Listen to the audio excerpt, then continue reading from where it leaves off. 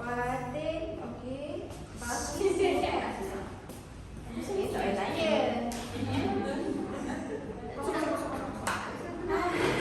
Oh, you dari projector lah sebab ini. Asal? Sebab HDMI dia lain. Ha? HDMI dia yang ni yang kabel yang biru. Yang mana? Yang the biru yang biru. Pakai yang biru. Kan dia ada yang besar sikit yang kecil tak. Oh, laptopnya pakai adapter pakai adapter. It's okay. Nanti kita tak guna ni. Tak apa.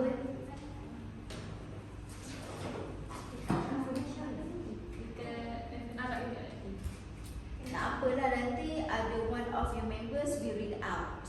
Sekarang dekat brainstorming step tu, so you choose a member yang akan read out balik. Okay, let me repeat. So that it shows that she jotted lah ideas tu kan, instead of you projecting.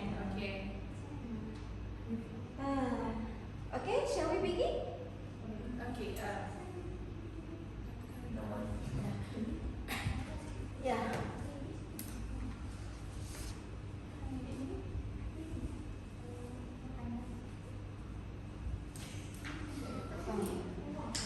Dah boleh start? Apa dia? Kami ada contaction. Tutup wifi. Tak apa nak. Macam tu. Okay, proceed. Proceed. Can you proceed? Okay. Alright. So, hello everyone. How's everyone doing? Yeah, it's been a good day so far. Yeah, nothing much going on lately. By the way, guys, I had time today to watch a travel movie. The story was about a multinational company tries to forcefully take over a village that was once a fertile agriculture land to make way for its commercial projects. Oh, I know that movie, BALQHIS. It's called Kati movie. The one with the actor is Vijay, right? I love him, and at the same time the movie storyline and lesson are great. In that movie, they show the real life struggle of the farmers experiencing the water scarcity by a multinational company who tricks the villagers into giving their lands for factory construction because the hydrologist discovered under some lands of the hamlet. Oh yes, Asha. And then the main character and some elderly home inmates blocks the water supply to the city by sitting on the pipeline. And that's one of the it's one of the true story, not mistaken. And in Malaysia, have you heard before about the case that happens in Johor in 2019 about King River toxic pollution? Yes, I have heard and I have experienced it as a victim. In 2019, the pollution caused by illegal chemical waste dumping at King River in Pasir Gudang. My institution that time was nearer to the river, so we were quite affected by that pollution, I would say. So the illegal dumping released toxic fuming, affecting more than 6,000 people, and actually hospitalized as well. Most of the victims were school children, students that located nearby the river. That during that time, even the state government declared emergency educate for the people around the city to move out from the place because the chemical was too high. So the pollution are causing severe health hazard, and till now there are the cases going on regarding this issue. Okay, so I think that we should look more into this problem, and we should find out a better solution that can actually help the environment and people. So what do you guys think that we can do to improve this situation from, or preventing for the situation not to happen in the future? Yes, Nisha, I think we definitely need to get strict on factory waste disposal to the river or sea. Tightening regulation around chemical release and waste management, especially for riverside factories. In a key first step, regular inspection by designated official officers are key to ensure these factories are following the rules. And heavy fine for non-cooperation will be sent to the strong message to those who pollute our water, pay the price. That should encourage factories to take proper precaution and prioritize responsibility waste disposal. It sounds like a great idea, Ines, and also a way to track progress. I think regular testing on water quality is paramount in evaluating the efficiency of the new regulation. And by systematically monitoring various parameters such as pH, dissolved oxygen levels, and concentration of specific pollutants, we can discern any shift in the environment landscape. And then comparing current data for the historical record provides invaluable insight into the impact of regulatory intervention. This comparative analysis enables us to identify trends and patterns, thereby gauging the effectiveness of implemented measures. Furthermore, focusing on particular pollutants of concern allow for a targeted approach, facilitating a nuanced understanding of their behavior and the effectiveness of mitigation strategies. Over time, the meticulous monitoring and analysis will not only validate the efficiency of regulatory actions, but also inform the future decision-making process aimed at safeguarding water quality and environmental health. Absolutely. Empowers treated law enforcement, especially for the industry, namely factories and the government must set stricter limits on pollutants such as heavy metals, pesticides, pharmaceuticals, and nutrients such as nitrogen and phosphorus. Therefore, problems such as the dumping of toxic waste in the river can be prevented immediately. Okay, besides that, it can also improve waste treatment. It is because the enhanced regulations may require better wastewater treatment process that can remove hazardous substances before entering the water body, in addition to ensuring that the discharge water meets high quality standards. That's true, Balqhis, but enforcing and keeping stronger law to reduce water pollution can be expensive. Because following stricter rules often involve high costs, which can lead to higher price for goods, lower profits, or even the closing of businesses. So factories might resist these changes because they fear that meeting the rules will make them less competitive or cause operational problems. For example, a factory might need to buy a new equipment or change the way it works, which can be very expensive. So this resistance can hurt the local economy, causing job losses and also reducing business activity. So when factories close or cut back, people will lose their job, and there is less money will be spent in the local area. And then also to making sure that all factories follow this rule can be a hard and costly task. This is especially true in areas with limited resources or where corruption is common. And in some cases, there might not be enough money or people to check if factories are following the rules. So corruption can make this even harder because some people might accept bribes to ignore violation. Monitoring and enforcement requires strong infrastructure and constant oversights, which can strain public resources. This means that the government needs to spend a lot of money on inspectors, equipment, and other resources to keep an eye on these factories. And then this can take away attention and money from other important areas like education or healthcare. Therefore, while the goal of reducing water pollution is crucial, the economic and practical challenges involved in implementing stricter laws cannot be ignored. And it's important to find a balance between So this might mean that finding ways to help factories follow the rules without going out of business, or finding other sources of funding to support enforcement efforts.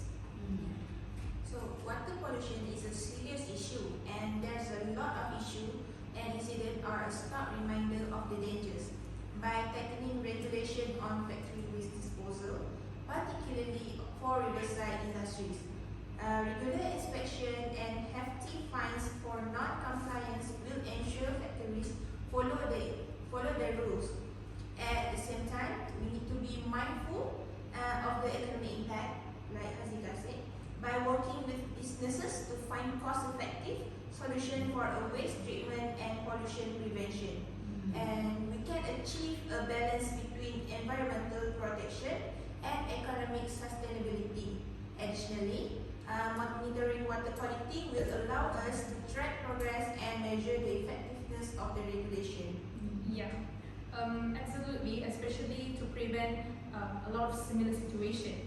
So let me highlight back what we have just discussed for this point, which is strengthening the law. So strengthening the law will help us to, it helps us to know how does the factories and other industry, how they will react to this solution, because it does come with advantage and disadvantage, but at the same time, it will bring benefits to the population and also to the people. So what are the other possible solutions that helps to improve this affair? Okay, Nisha, I would like to say water saving is one of the good way by installing water saving features like low floor toilets in homes and restaurants can significantly reduce water usage. Another one is collecting and storing rainwater can reduce the demand for freshwater usage on plantation.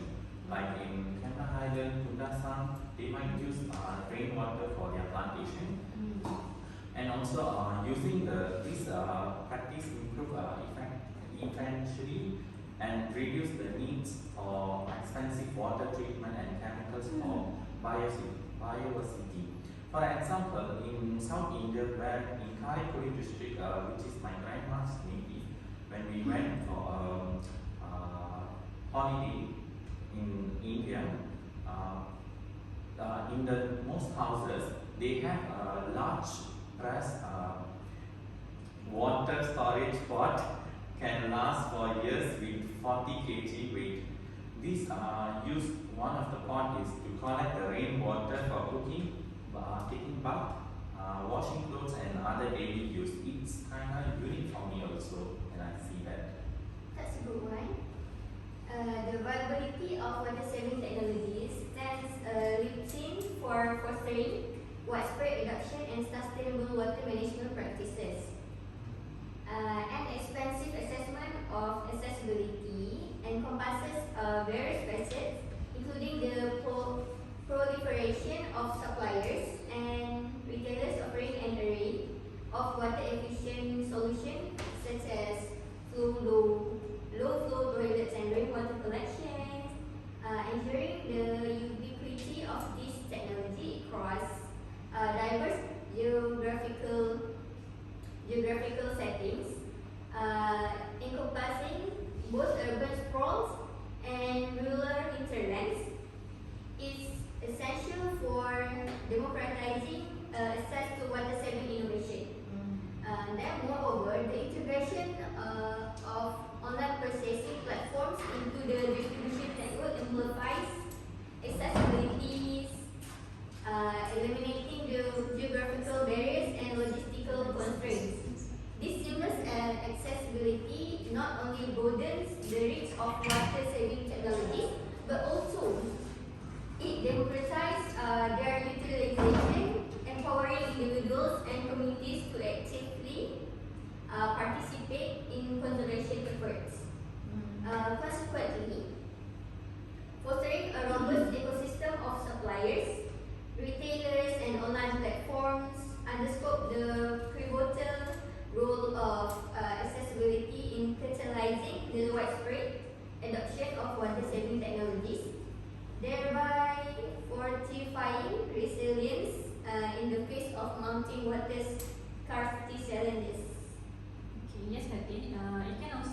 reducing energy consumption.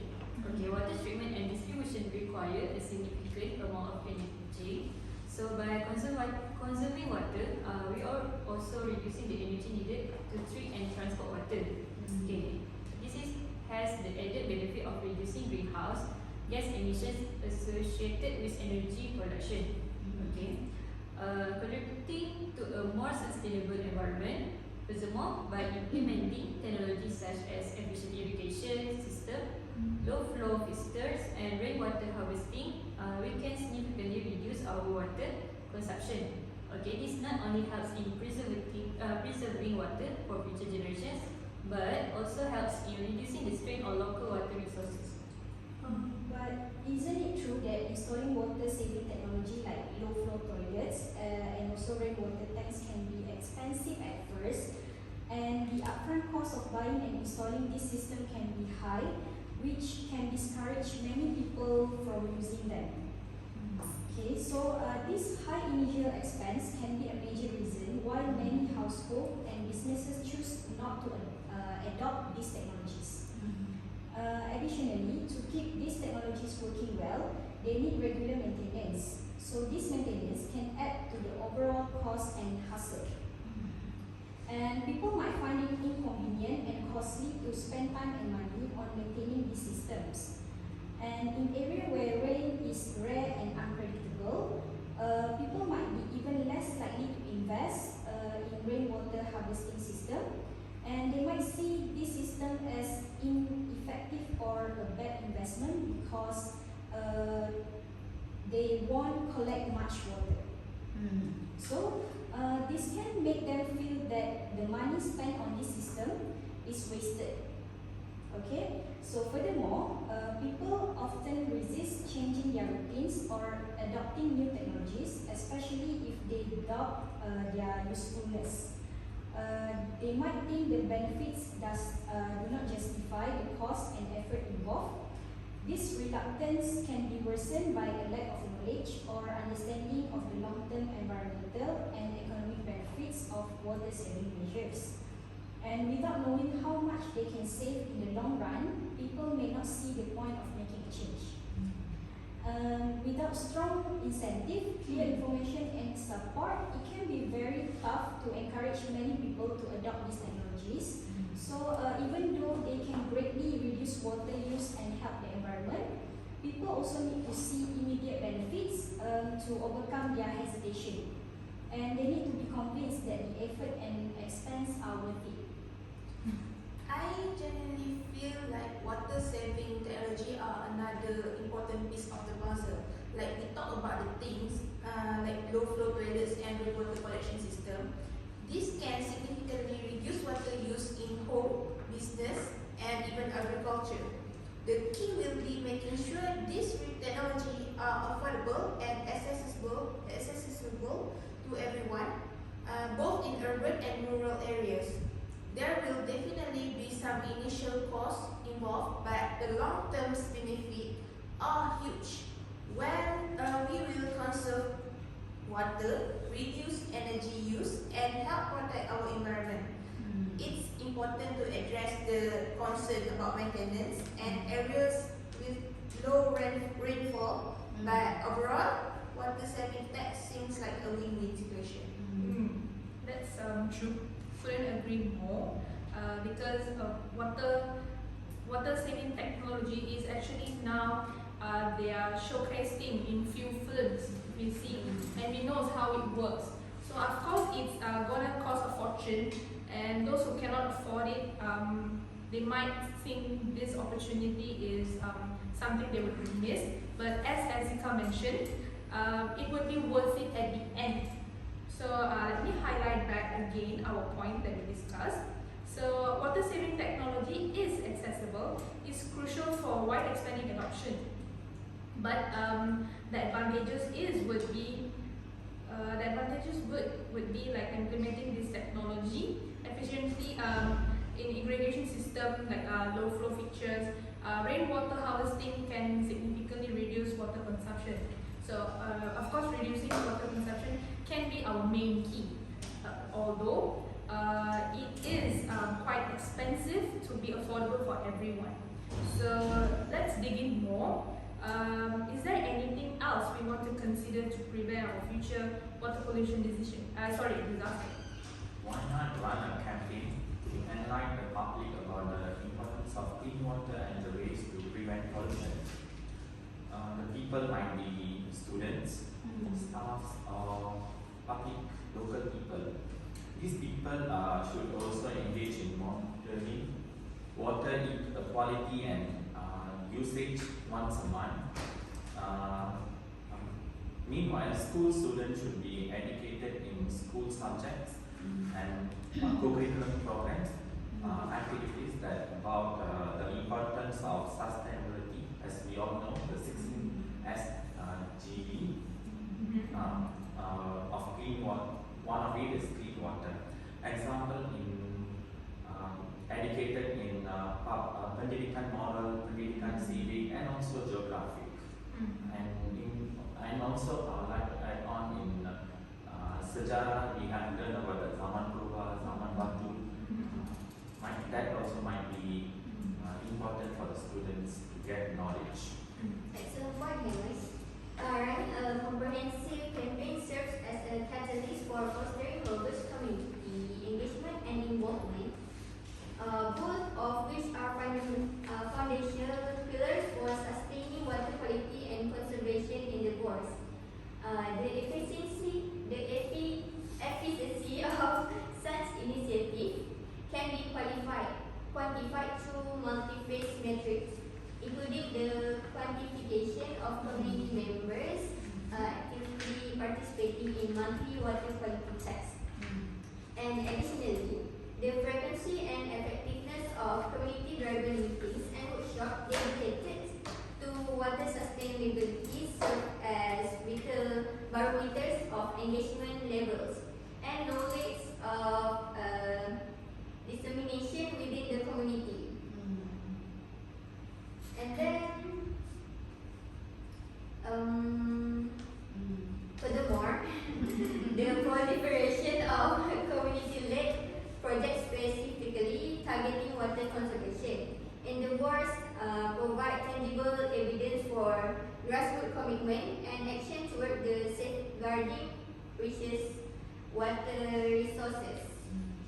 It's imperative to recognize that active participation and leadership from community stakeholders play pivotal roles in ensuring the longevity and effectiveness of this initiative.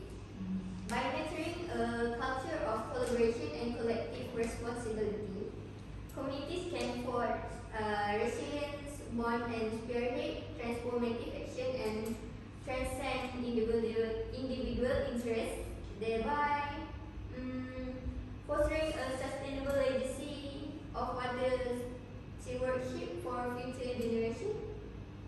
Yes, literally, an essential tool for combating water pollution and promoting sustainable water management practices. As we know, by increasing public understanding of the causes and consequences of water pollution, individuals can take action to protect